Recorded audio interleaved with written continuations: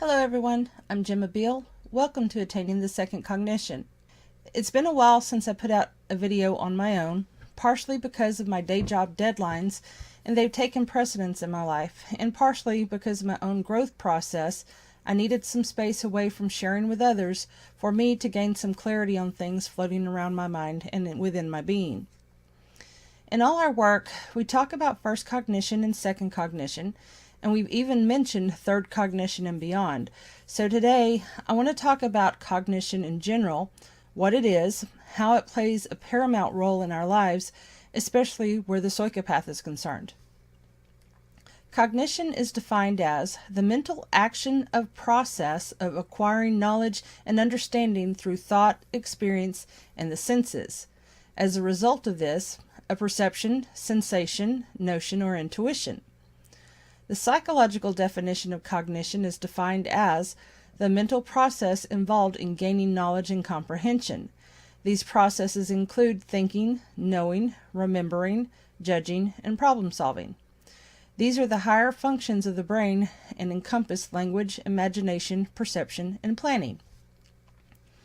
If you notice, these definitions contain all the words we've been using in describing first cognition and second cognition, but I'm sure there's still a lot of people confused over the differences between the two modes of operation. By virtue of these definitions, cognition is solely a mental process, and in first cognition, it is solely a mental process. However, in second cognition, it is not a mental process, it's the process of the psyche. In our recent book, The Second Cognition Toolbox, I have a chapter in there called The Body and the Psyche. This chapter is not extensive nor is it exhaustive, because quite frankly I'm still trying to understand the greater cognitive aspects of it, and I only put into words what I can put into words about it. I'm going to share a little bit of what I understand, what I know, as in a knowing about it being truth. Knowing this information and understanding it is paramount to understanding cognition from a psyche perspective, not a mental perspective. Here's the quote from our book. Our human makeup is what I call the ego, Hapim virus, body, mind, and psyche. One is a true consciousness, one is a faux consciousness, and one is an energetic construct consciousness. Our psyche is the true consciousness that is sentient in awareness and is unlimited and unbound in its potential for awareness, regardless if it is attached to a material form or unbound by the material form.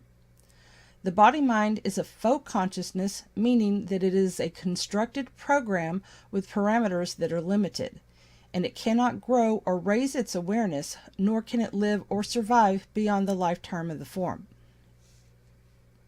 The body-mind, like the psyche, is individual, but the body-mind's individuality is limited strictly to the physical form.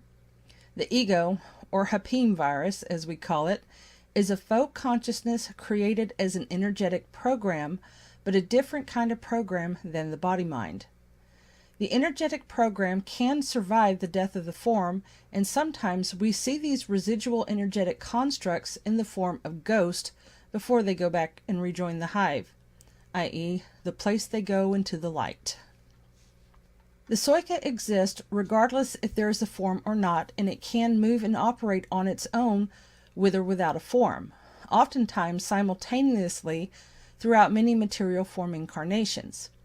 I'm not going to get into a discussion on which came first, the consciousness with a need for a form, or the form with a need for consciousness, because ultimately that is just the chicken and the egg debate wrapped in a different package. It doesn't really matter which came first, or why either came for that matter. What does matter now is what is now, and understanding the what is as we move forward. Everything in this universe is energy. Some of the energy particles create matter, but most do not. Within this energetic field, whether it is within matter or etheric, there are different kinds of energy particles. Some are conscious, some are not. Some contain data, some do not. What compromises our Soika are those kinds of energetic particles that we will call consciousness. Consciousness is an energetic sentience that has the capability to grow and raise its awareness. It does this by gaining experience through moving itself in and out of material creations and living lives like we do here in this 3D experience. The physical form, what we call a body, is another creation altogether and has nothing to do with consciousness on its own. It literally is a separate entity from your energetic consciousness particles. How the body was created and by whom is irrelevant, because the who and why isn't necessary to know, and quite frankly would be too much of a forensic nightmare to try to figure it out. But the body is a material form, a bioelectric and interactive computer to be exact. I'm not the first person that has correlated references to the physical form being a computer, but do the others that understand and realize that our body-mind is the artificial intelligence that governs the physical form. When I use the term artificial intelligence, I mean it in the literal sense as we understand artificial intelligence, where it is applicable to the computer sitting on your desk, or the computer that is in your phone, or the one that you drive to go to and from work every day, or the ones that the transhumanists are trying to create, or even data from the Star Trek series. That's right, folks. Our Soikas reside in a biological computer that is governed by an artificial intelligence that mimics an energetic virus that mimics true consciousness. To some of you, this will make total sense. To others, you will balk at this and feel like your world has just been shaken to the core. But the truth of the matter is, it is truth. I'm not speaking in analogies or metaphors or allegories. I'm speaking in the literal sense. It's necessary to understand this makeup of the human experience, especially where cognition is concerned. Why is it necessary? Because cognition is one of the products of the human psyche, and the human psyche is the product of contributed input of knowledge, understanding, and experience interpretations by the Hapim, the body-mind, and the Soika. There are three different forms of consciousness: a faux construct, a program with limited parameters, and actual consciousness, building the mental machine that controls the cognitive input and output that influences our perceptions and how we cognitively process information and experiences. Think about this. No, don't think about it. Contemplate this heavily within your own mind about your own being. This is something that I've been in deep contemplation with in my own mind for years, and I'm just now being able to put together the pieces and articulate it verbally. Before we step on our Soika path and remove the Hapim virus from dominance within our own being, our psyches are the sole product of the Hapim with very little influence on what gets placed in the psyche by our Soikas. This is first cognition operations, and first cognition cognitive limitations at its finest. In defeating the Hapim and moving your Soika to the front as the operational consciousness within your form, the habits of the Hapim still reside not only within your individual psyche, but it also being perpetuated by the body-mind mimicking a lifetime of actions of the Hapim. This is what makes the path so difficult, because it is very hard to tell that the Hapim is gone when you keep exuding the same habits. Our Soikas can and do operate through these forms we choose and outside of the forms, and cognition is a process of our psyches, regardless if it is operating through the form. This is why second cognition is not a mental process, but first cognition is. We have explained that second cog is a different energetic frequency from first cog, and what makes it a differing frequency is that our psyches, we operate from the point of second cognition, meaning that our psyches are involved in the action of processing and acquiring knowledge and understanding through contemplation, experience, and the higher non-physical form senses, resulting in a non-material perception, sensation, notion, and intuitive interpretations not governed by the psyche that was created by the Beall virus from the energetic frequency of our psyche. When we are operating in first cog, we are still operating within the frequency defined and held in space by the first cog Beall virus and the body mind. All the work we are doing, cognitively speaking, is destroying the first cog psyche that was created by the virus and creating a new second cog psyche built by the psyche.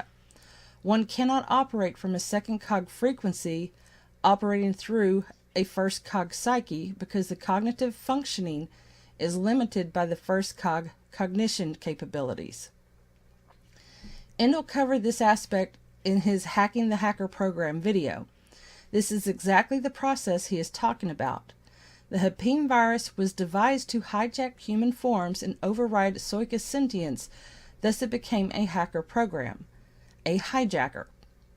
What we're doing now with the work we are explaining is teaching people how to put that hacker program out of business and move our psyches into the driver's seat to use the body mind and the mind as our vehicle for experience and gaining wisdom, knowledge, and understanding, but doing so from the perspective of a psyche. In order to complete this, everyone has to go through the psychological process of deconstruction to rid themselves and their body mind and body of the programming of the Beall. In a snapshot, it is the road to the second cognition. It is not mystical. It is not woo-woo. It is a psychological process and wholly pragmatic. When we experience things, especially emotional or physical trauma, from a first cognition perspective, the trauma gets installed in the body through cellular memory, and the memory of the trauma gets placed into the first cognition psyche and becomes the influence and filter that governs our mental perceptions of ourselves and the world around us. Clearing the first cog psyche requires removing the programming from this physical form, which we have shared cell talk to aid in this process, and removing it from the psyche, which is the psychological process. Removing one and saving the other will only create conflict down the road of your path. The two, psyche and physical, are separate, but they do work in conjunction with each other on a cognitive level.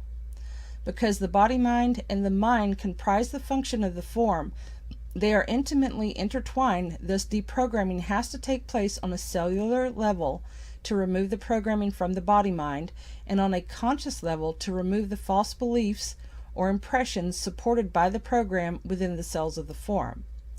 Neither approach, either working with cell talk or on the body mind or the mental deprogramming, is sufficient unto itself to perform the full process. Neither one as a separate is a magic bullet. There are no magic bullets. As long as you hold the mindset that you can do cell talk without tackling the psychological aspect of clearing, you will never free yourself of what holds your psyche back from cognitive advancement. I want to be upfront and advise you that you are going to suffer discomfort in this process, both on the physical and emotional level from the body mind, and the discomfort produced in the psyche from having all of these beliefs challenged. You can thank this discomfort on the Beall virus itself, because that is what created these habits and the discomfort when you work to overcome its symptoms.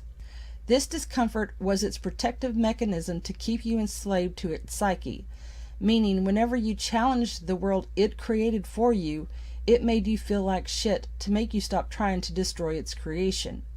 This is why the process is fraught with psychological and physiological discomfort, because that was the whip the virus used to keep your Soika under its control, and the body mind keeps reinforcing this until you show it you are now in charge of creating your own life, and your Soika, is the new consciousness in town.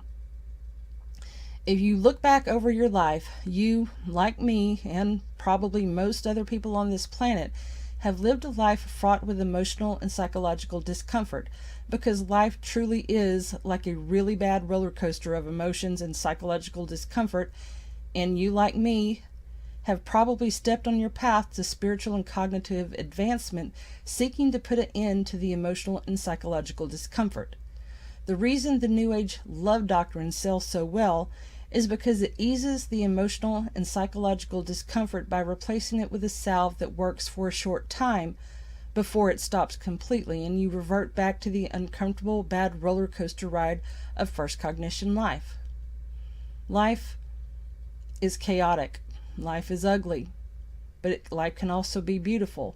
But running away from it and hiding behind these love emotions is not going to make it better. It never has. It never will. The only way to get past it is to deal with it, recognize it for what it is, and start creating your own life in a pragmatic way, and you never have to go back to that roller coaster.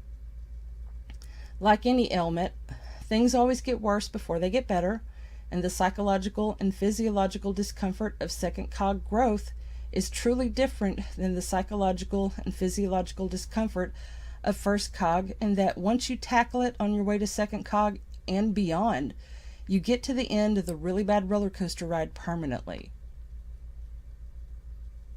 I want to thank everyone for taking the time to listen and contemplate this information. Until next time, I'm Gemma Beall. Stay the course and don't give up on yourself.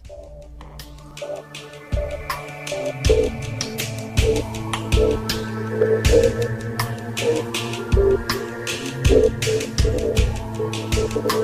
you.